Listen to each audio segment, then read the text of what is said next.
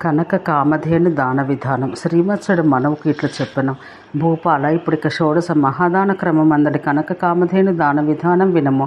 ఇది పరమైనది, మానవులకు సర్వకామములు ఇచ్చినది, మహాపాతక నాశనమైనది. తులాపురుష దానమందువలనే ఇందును, కుండములు, మండపం, వేదిక, లోకేశ ఆవాహనం, హోమం, అధివాసనం జరపాలి. అల్ప ప్రక్రియ అయినచో ఎక్కువ మంది ఋత్విజులతో పనిలేక ఏకాగ్ని విధానాన ఆచార్యుడు ఒక్కడే సమాహితుడై ఆయా కార్యాలు జరపాలి. మేలి బంగారంతో ఆవును దూడను చేయించాలి. 1000, 500, 200 ఏబది పొలములు బంగారం దీనికై ఉపయోగించుట ఉత్తమ, మధ్యమ, అధమ విధానములు.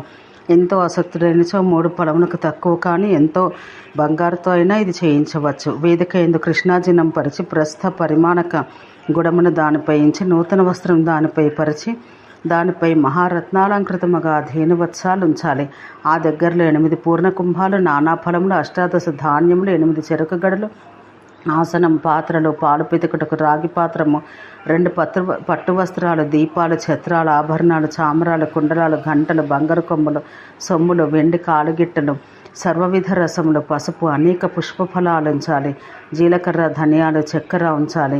5 వండల వితానకమును అమర్చవలను. తర్వాత మంగళ వేదధ్వనులతో యజమానుడు స్నానమాడి అజ్ఞాధికమును బ్రాహ్మణులకు ధేనువత్సాలను ప్రదక్షించి పువ్వులు దోసిట పట్టుకొని దర్భపాని అయి గురువు చెప్పు మంత్రములతో ధేనువును ఆమంత్రించి తర్వాత అవి విప్రునికి ఇవ్వలను. విశ్వేశ్వరువకు కామధేను, నీవు సర్వదేవ గణములకు గృహభూతురాలవు. నీ యందు సకల దేవతలు నివసింతురు. గంగానదికి, సముద్రాలకు, పర్వతాలకు నీవు అంగభూతురాలవు. నిన్ను దానం చేయుట ఆయుధముగానే నా పాతకరాశులు ఖండితములు కాగా అత్యంతం ఉత్తమముగా ఆనందం పొందుతున్నాను. ఇట్టి నిన్ను నమస్కరిస్తున్నాను. యథేష్ట ఫలప్రదాయను నీ ఉండగా ఈ భూలోకమందలి ఏ మానవుడు దుఃఖములను పొందను.